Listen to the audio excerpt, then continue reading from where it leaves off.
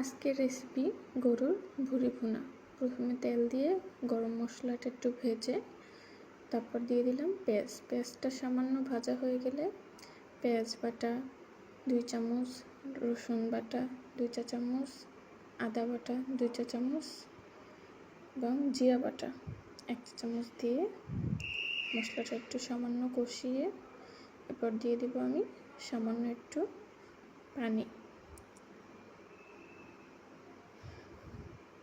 তারপর দিয়ে দিব এর ভিতরে 1 চা চামচের একটু কম হলুদের গুঁড়া, 2 চা চামচ মরিচের গুঁড়া, 1 চা চামচ লবণ, একটু গরম মশলা এবং 1 চা চামচ জিরার গুঁড়া দিয়ে মশলাটা ভালো করে কষিয়ে এর ভিতরে আমি গরুর বটগুলো দিয়ে দিব।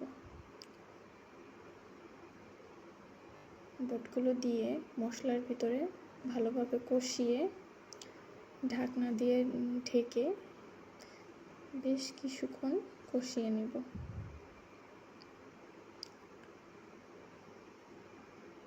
একেবারে আমি পানি শুকানো পর্যন্ত বটটাকে ভালো করে কষিয়ে নেব।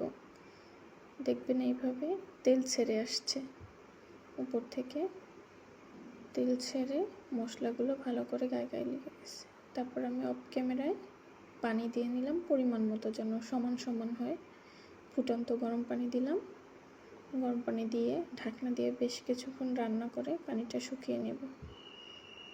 এরপর একদম ভালোভাবে পানি শুকানো পর্যন্ত, তেল উঠে আসা পর্যন্ত বটটাকে ভালো করে রান্না করে থাকব।